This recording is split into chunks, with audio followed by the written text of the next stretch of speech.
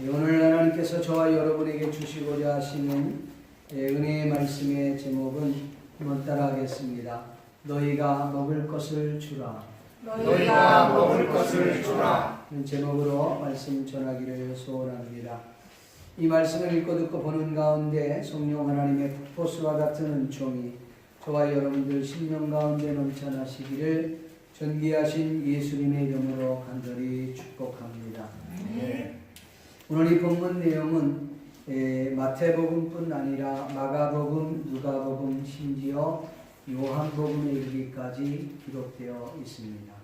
제가 설명하고 있는 내용은 이 사복음서를 전부 다 종합해서 설명하고 있는 내용입니다. 본문의 내용이 없다 해도 다른 본문에 있기 때문에 그렇게 이해해 주시면 감사하겠습니다.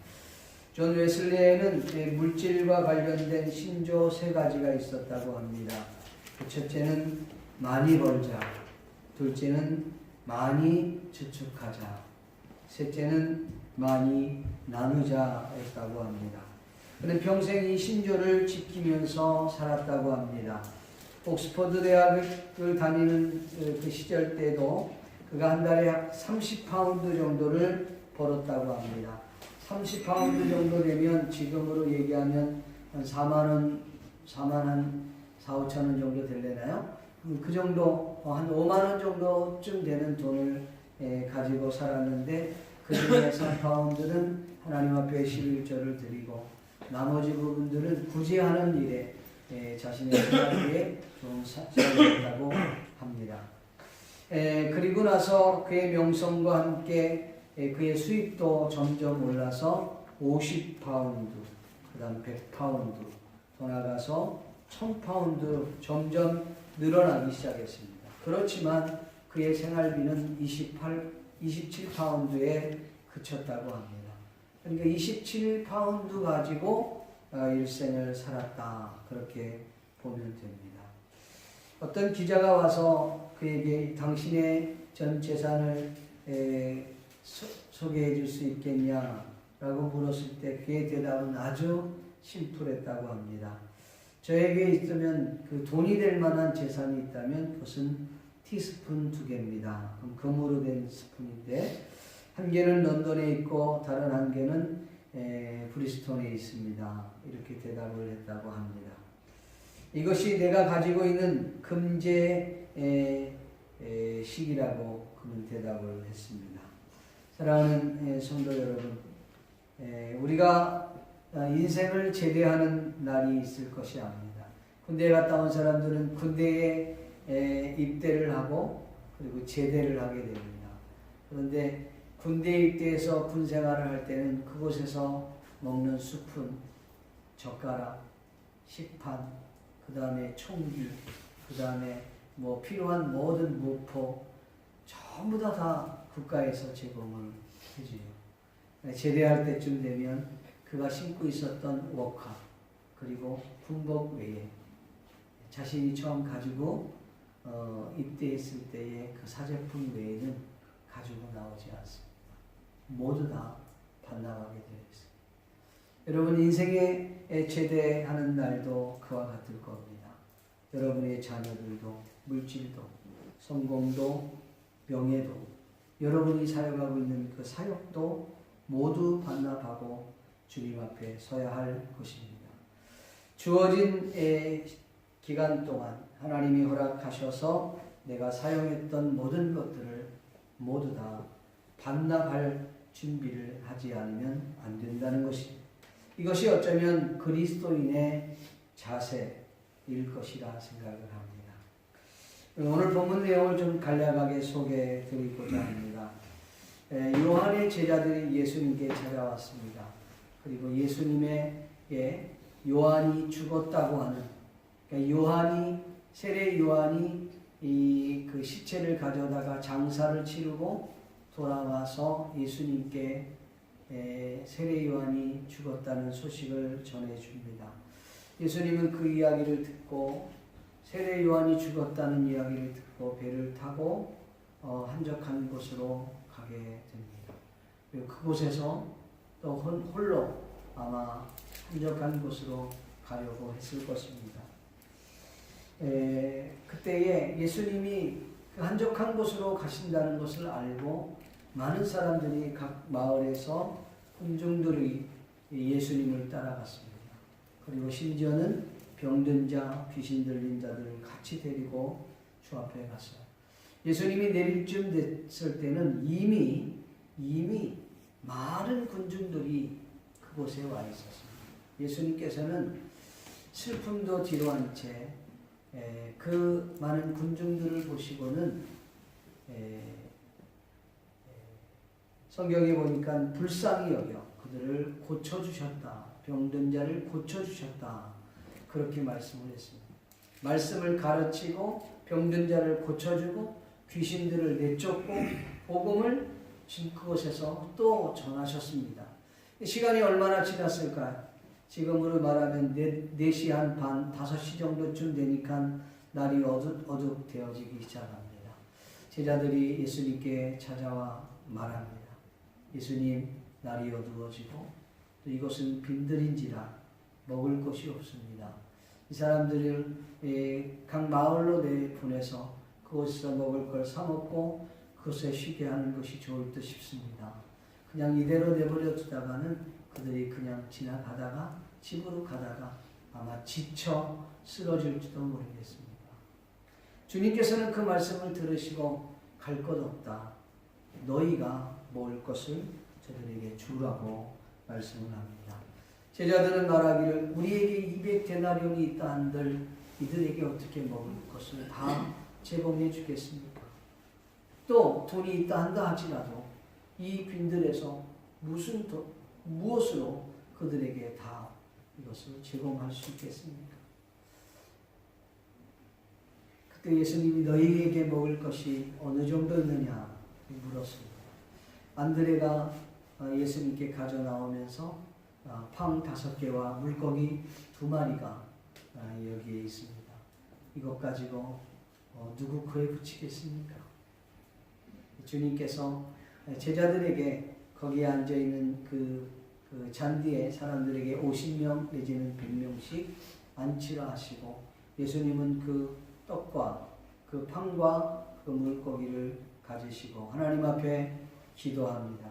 주님, 아버지여 나의 기도를 응답해 주심을 감사합니다. 그리고는 그 팡과 그 물고기를 저들에게 나눠줘라. 나눠주었는데 그 여자와 그리고 어린아이를 제외하고도 남자만 성인 남자 5,000명이 먹고 무려 12바구니가 남았다. 그렇게 한 내용이 오늘 본문의 내용입니다. 아마도 이 내용은 여러분들이 다 여러 번 들으셔서 내용을 대충 다 아시리라고 생각을 합니다. 5,000명, 남자만 5,000명, 그리고 여자, 어린아이를 제외하면 아마도 1만 명 이상은 먹었을 것이다. 이게 학자들의 대부분의 이야기입니다. 많게는 2만 명 정도도 먹었을 것이다. 라고 이야기하는 학자들도 있습니다. 이 내용을 가지고 함께 은혜를 나누기를 소원합니다. 먼저 세례 요한의 죽음을 듣고 예수님께서 배를 타시고 멀리 한적한 빈들로 가셨다. 왜 예수님께서 세례 요한의 죽음을 듣고는 배를 타시고 그리고 멀리 이 빈들로 가셨을까? 그리고 그곳에서 혼자 그곳에서 가기를 원했을까? 그걸 한번 생각해 보려고 합니다. 먼저 이 본문을 생각하기 전에 세례 요한이 왜 죽었는지, 세례 요한이 죽은 이유에 대한 이야기를 조금 드리고 말씀을 전하겠습니다. 당시에 이스라엘, 유다의 분봉왕은 헤롯 왕이었습니다. 그런데 이 헤롯 왕이 아마 그 자기의 동생의 아내, 그 지금으로 얘기하면 제수씨가 되는 거죠. 동생의 아내를 자신의 아내로 취했습니다. 그 아내가 아주 예뻤던 것 같아요. 그게 취했어요. 그리고 성경을 좀 자세히 보게 되면 이 헤롯 왕이 그 자기 동생의 아내를 취한 것도 있지만 아마도 이 동생의 아내가 헤롯 왕의 아내가 되는 것을 더 원했을 것이다 라는 생각을 하게끔 하는 구절들이 나오게 됩니다.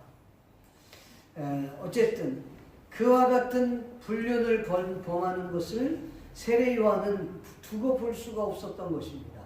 그래서 아무리 왕이라 할지라도 세례 요한은 그 잘못을 지적을 하고 또 이 세례 요한이 헤롯 왕의 동생의 아내를 향하여 질타를 했던 것 같습니다. 그리고 나서 결국은 세례 요한은 감옥에 잡히게 되었어요. 그날따라 이 유다 나라에서 특별히 이 왕궁에서 헤롯 왕이 잔치를 벌였습니다. 신하들이 있는 앞에서 잔치를 마시고 술도 마시고 또 춤도 추고 그런 와중에 헤롯 왕의 이 딸이 나와서 춤을 춥니다. 얼마나 춤을 잘 췄던지 헤롯이 술김에 이렇게 이야기합니다. 야, 너무 예쁘다. 그러면서 내 소원이 뭐냐? 내가 원하는 것이면 내가 다 들어주겠다. 심지어 나라의 절반을 원하면 나라의 절반이라도 주마. 그 이야기를 들은 딸은 자기 어머니에게 쪼르륵 달려가서 묻습니다.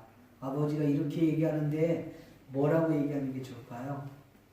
그랬더니 이 어머니라는 사람이 딸에게 세례 요한의 목을 달라.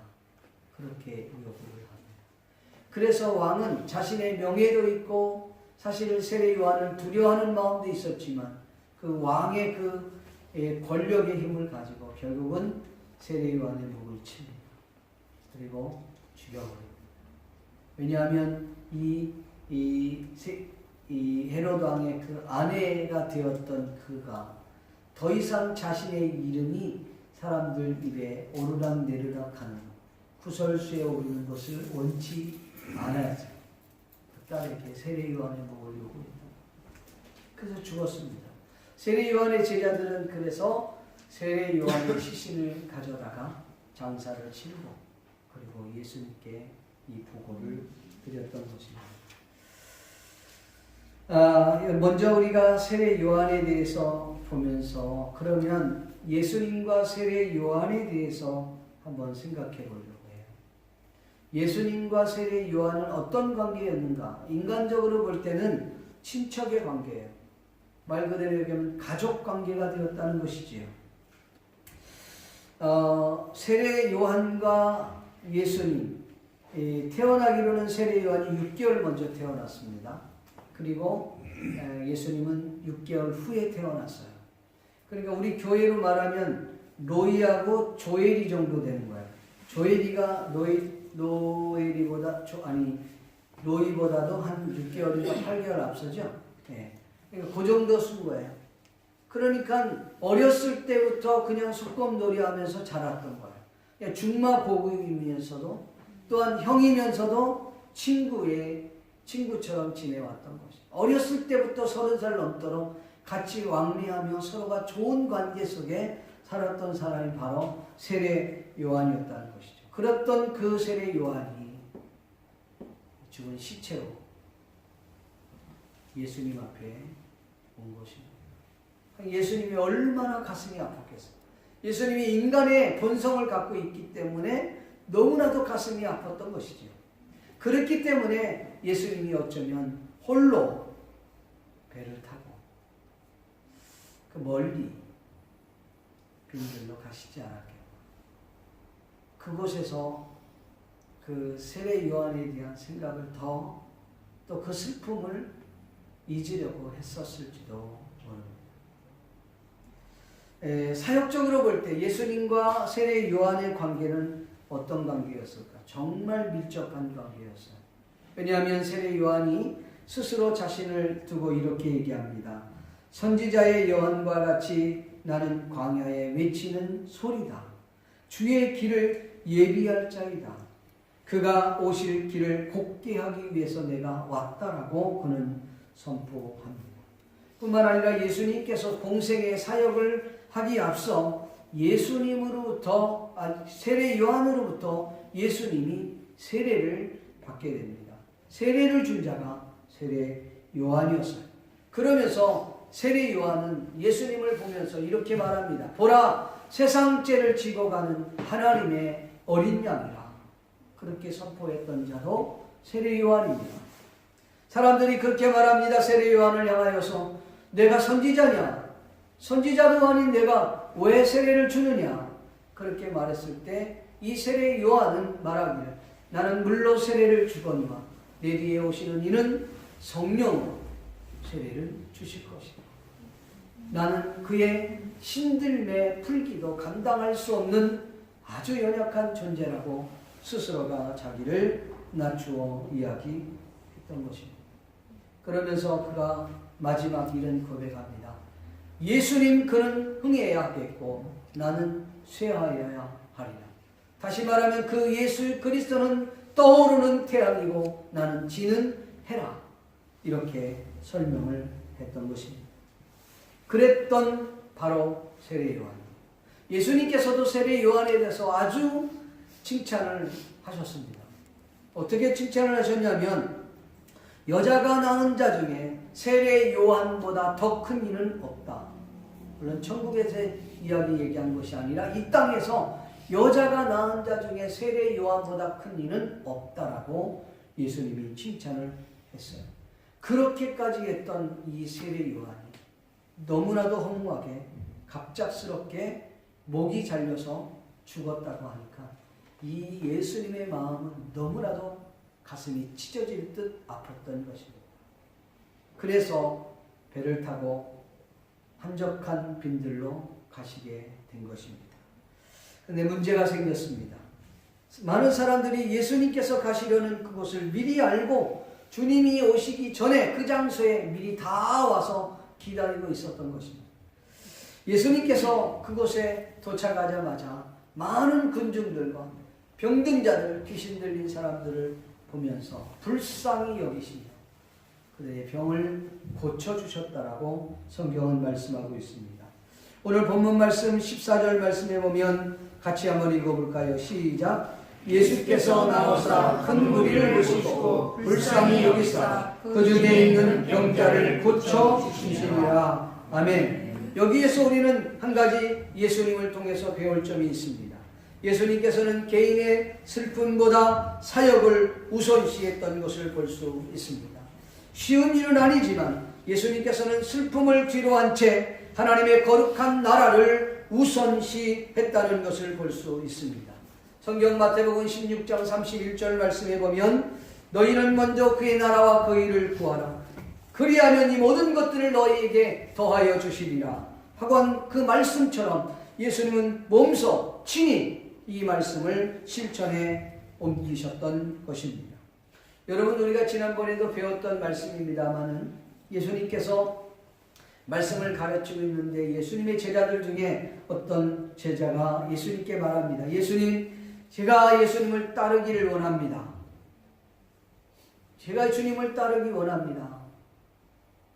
여러분, 그렇게 하는 걸 들으셨죠? 그럴 때 예수님이 뭐라 그래요?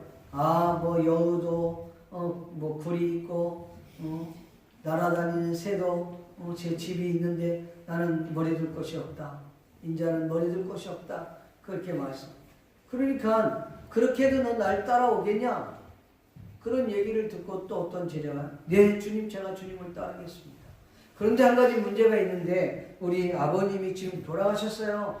그래서 아버지 장사를 치우고 그리고 주님을 따르면 안 되겠습니까? 근데 주님께서 단호하게 죽은 자는 죽은 자들에게 맡겨줘. 너는 나를 쫓아. 그러면서 손에 쟁기를 들고 뒤를 돌아보는 자는 하나님의 나라에 합당하지 아니하니라. 그리 말씀을 하셨습니다. 때로는 여러분, 하나님의 거룩한 일은 인간적인 슬픔을 뒤로 한 채 하나님의 거룩한 일을 해야 할 때가 있습니다.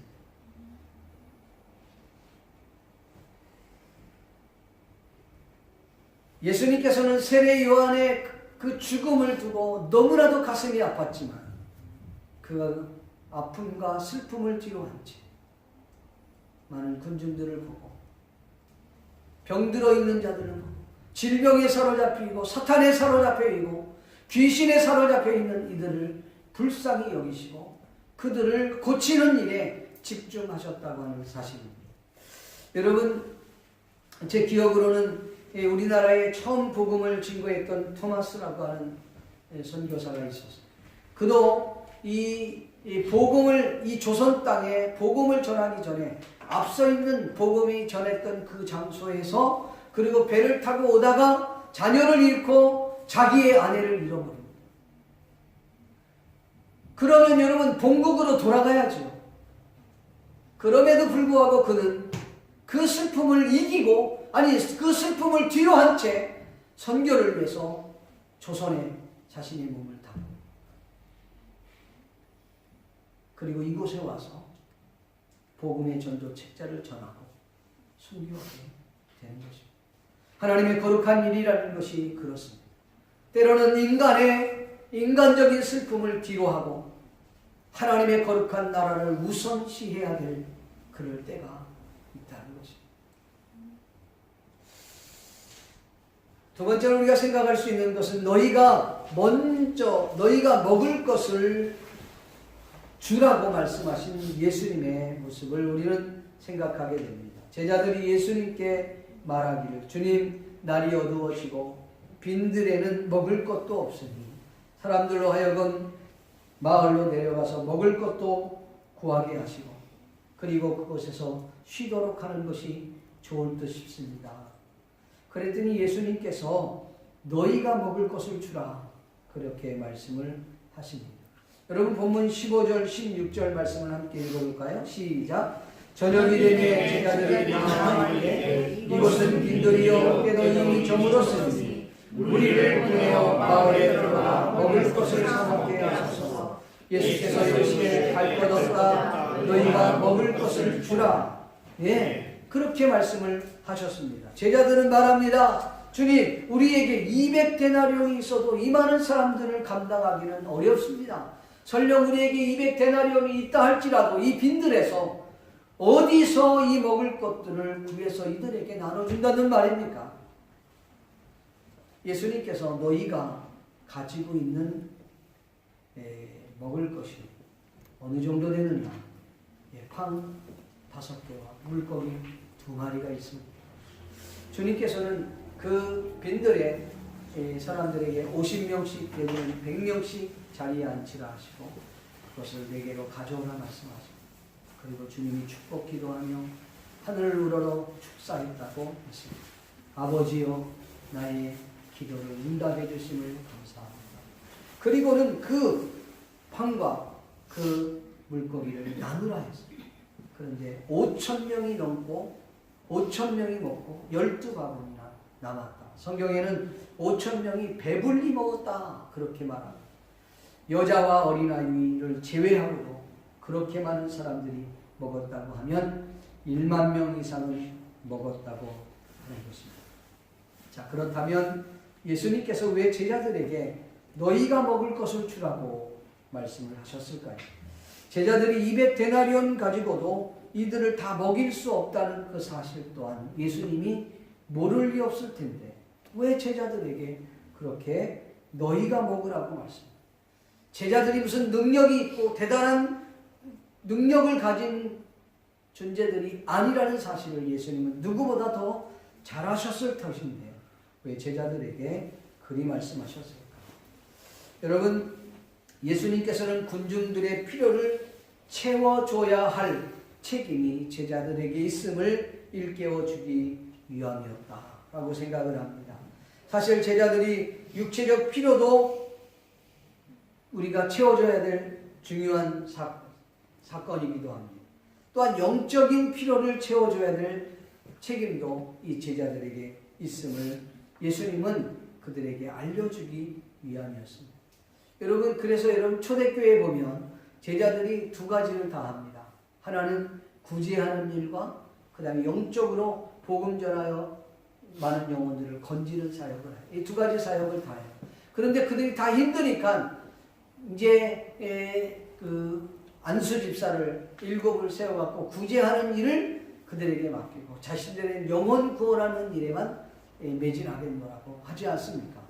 그러니까 육적 필요를 채워주는 것은 구제를 말하는 것이고 영적 필요를 채워주는 것은 영혼 구원하는 것을 말하는 것입니다. 여러분 생각해 보십시오.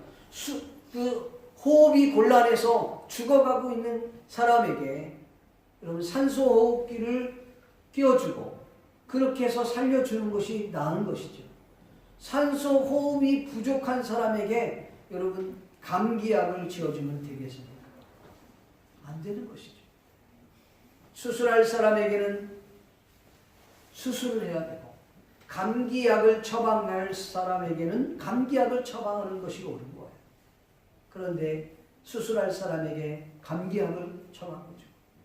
감기약을 줘야 될 사람에게 수술을 한다고 한다면 이처럼 웃기는 일이 어디 있겠습니까? 여러분 세상에 믿지 않는 자들에게 필요한 것이 무엇인지 그것이 육적인 것인지 영적인 것인지 분별해야 될 필요가 오늘 저와 여러분에게 있습니다. 또한 그들의 필요를 채워 주어야 할 책임이 오늘 저와 여러분에게 있다는 사실입니다. 그렇다면 예수님의 말씀대로 너희가 먹을 것을 주라 그렇게 말씀하셨는데 제자들이 이 빈들에서 그들의 필요를 채워주었느냐는 것이죠. 채워줬습니다. 성경에 보면 물론 기적은 주님이 일으켰어요. 기적은 주님이 일으켰고 그 기적과 능력을 나누어주는 일은 바로 제자들이 할 수 있었다는 것입니다. 여러분 기적은 하나님 외에는 일으킬 수 없습니다. 기적은 사람이 일으킬 수 없는 것입니다. 그러나 하나님께서 행하신 그 놀라운 기적과 능력과 그 은혜를 나누는 일은 제자들도 할 수 있고 오늘 저와 여러분들도 할 수 있는 일입니다. 사역할 때 여러분이 귀신이 떠나가고 병든 자를 고치고 또 사역 현장 가운데 가지가지 많은 여러 가지의 은사들이 나타날 때가 있습니다. 맞습니다.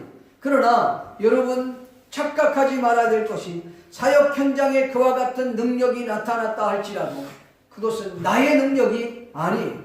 하나님께서 나를 통해서 그와 같은 능력을 나타낸 것뿐이지 내가 그 능력을 행한 것이 아니라는 것입니다. 그래서 자칫 잘못하다가는 사역자들이 착각에 빠지는 것입니다.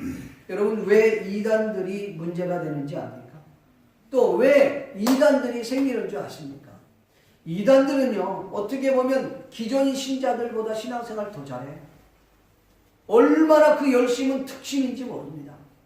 따라갈 수 없을 만큼 그들은 영적인 것을 얼마나 파고드는지 몰라요. 근데 그게 문제는 아니에요. 근데 문제는 이단들이 그 열심은 좋은데 그 열심이 약간 빗나갔다는 것이에요. 그래서 이단들이 어떤 일들을 하다 보면 막 귀신이 나가고 병든 것이 고쳐지고 어떤 역사들이 막 나타나면 마치 그 사역자들이 착각을 하게 되는 거예요. 자신이 굉장한 능력이 있느냐, 자신이 대단한 무엇이 됐냐 착각을 하게 되는 거예요. 교만하게 되는 것이죠. 그래서 처음에는 잘 몰랐는데 시간이 지나가면서 사탄은 그에게 공격을 합니다. 그리고 신자들은 그를 마치 교주처럼 그를 마치 우상시하는 거예요. 그러니까 자기도 모르게 이단이 되어버려요. 교주가 되어버리는 거예요. 자신이 메시아가 되는 거예요. 여러분 우리 대한민국의 메시아가 24명이나 된다고. 세보지는 않았는데 누가 그러더라. 메시아가 24명이에요. 우리나라에. 신기하게 이 이단들은 오래 살아요. 또 알고 보니까 돈이 많으니까 아주 좋은 것들을 많이 먹나 봐. 그래서 아주 오랫동안 살아요. 문선명이가 빨리 가서 다행인데 이만희도 오래 살아. 신천지 이만희도 80이 넘었는데도 이빨 다 빠졌는데도 신기해요. 왜 그렇게 이단으로 빠지느냐? 착각을 하게 됐어요. 스스로 착각합니다.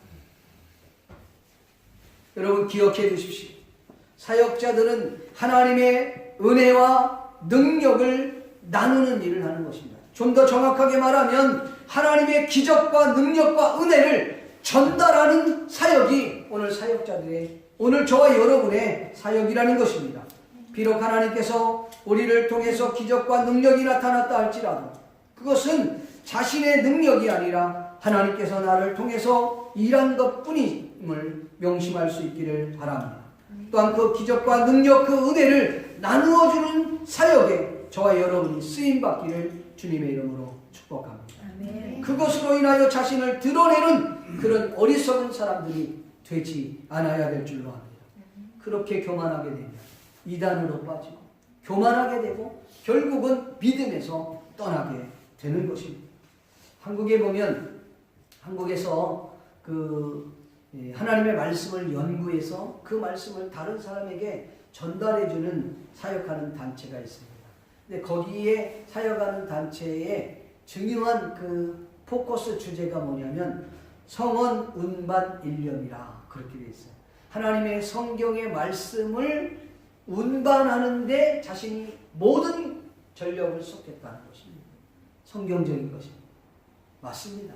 여러분, 하나님께서 우리에게 베풀어 주신 그 능력, 베풀어 주신 그 은혜, 베풀어 주신 그 기적과 그 사랑을 함께 나눌 수 있기를 주의 이름으로 축복합니다. 아멘. 바르게 전달할 수 있기를 축복합니다. 아멘. 그 영광을 내가 가로치는 일이 없기를 주의 이름으로 축복하는 것입니다. 마지막으로 하나님의 능력과 은혜를 자주 잃어버리는 제자들을 우리는 발견하게 됩니다. 오늘 본문의 내용은 없는 내용인데 이 본문 이후의 이야기입니다. 마태복음 16장에 보면 이런 이야기가 있어요. 예수님께서 제자들에게 이렇게 말씀합니다. 바리새인들과 이 사두개인들의 누룩을 주의하라. 그렇게 말씀해요. 그랬더니 제자들이 서로가 수군거리면서 아까 그 빵 가지고 오는 걸 잃어버렸네? 그러면서 그 빵 가지고 오는 것을 잃어버렸다고 염려하고 걱정하고 그걸 놓고 왔으면 어떡하냐? 주님이 잘 챙기라고 그랬는데 그러면서 막 염려하고 있는 거예요. 주님이 그걸 보고 너무나도 가슴 아파. 너희가 어찌 그렇게 믿음이 없냐? 팡 5개와 물고기 2마리로 몇 명을 먹었냐? 5,000명이 먹지 않아. 몇 바구니를 거두었느냐? 12바구니. 팡 7개와 그리고 물고기 2마리로 몇 명을 더 먹었냐? 4,000명이 먹었습니다. 몇 광주리가 남았느냐? 7광주를 거두었습니다. 그런데도 그 먹을 것 때문이 없나? 내가 지금 말하는 것은 바리새인들과 이 사두개인들을 주의하라고 하는 말을 그렇게 못 알아듣겠느냐? 그때서야 제자들이 주님이 바리새인과 사두개인들의 교훈을 주의하라는 거구나. 조심하라고 하는 것 같다는 것입니다. 제자들은 주님께서 행하신 놀라운 기적과 능력을 자주 잃어버리곤 했습니다. 하나님께서 베풀어 주신 그 은혜를 잊어버리고는 지금 당장 현실에 푹 빠져 어쩔 줄 몰라 하는 이 제자들을 보면서 예수님께서 책망하신 것입니다. 어찌하여 믿음이 없느냐? 누구보다도 예수님과 함께 다니며 누구보다도 예수님과 함께 있으면서 놀라운 기적과 능력을 체험했던 자들이 이 제자들이었습니다. 그럼에도 불구하고 이 제자들은 주님이 누구인지를 제대로 알지 못하고 자주 잃어버렸습니다.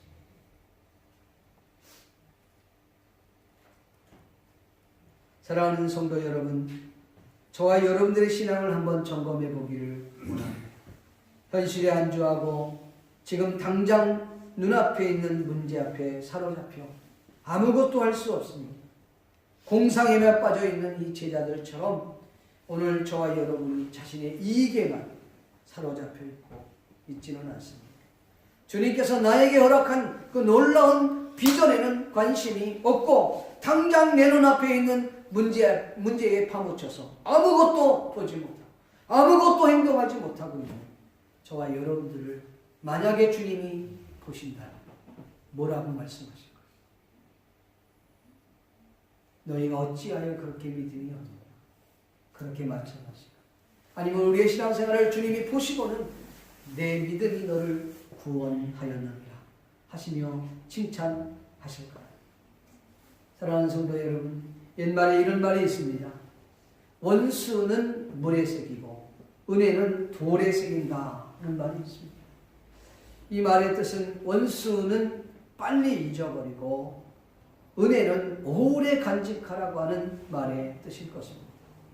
현실 앞에 놓인 문제 때문에 하나님께서 지금까지 베풀어 주신 그 은혜를 순간 잊어버리고 살고 있지 않는지 우리 자신을 한번 돌아볼 수 있기를 바랍니다.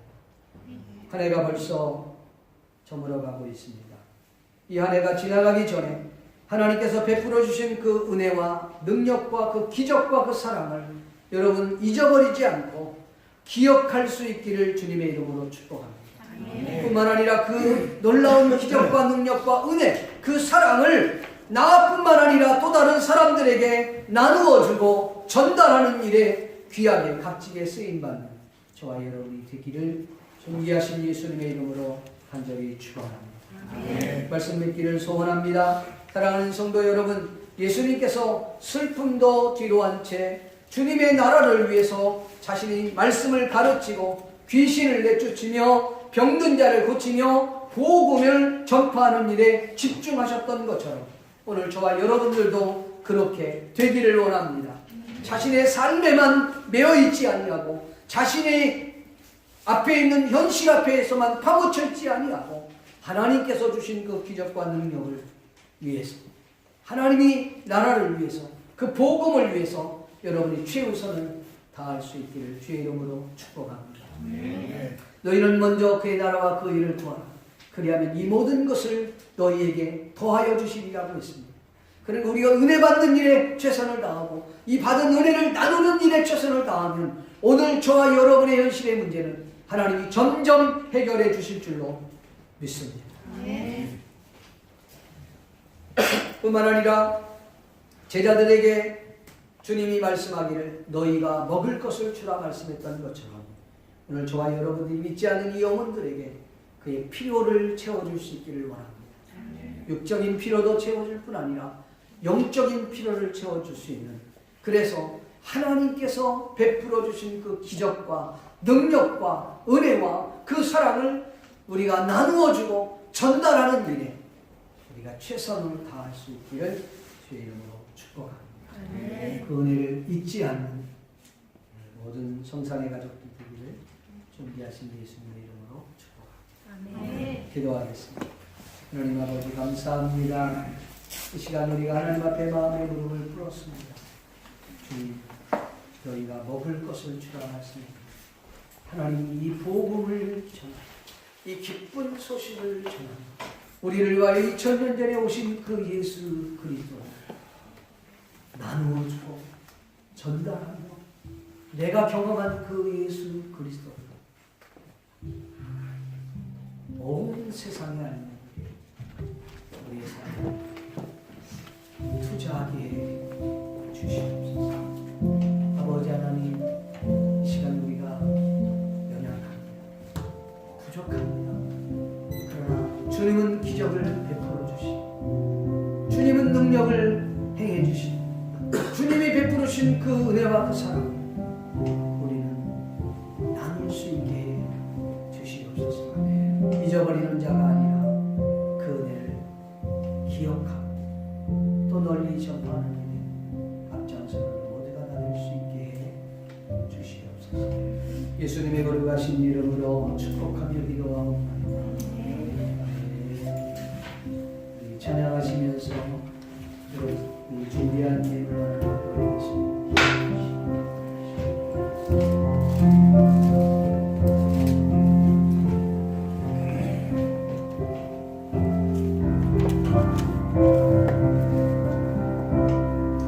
이 기쁜 소식을 온 세상 전하세.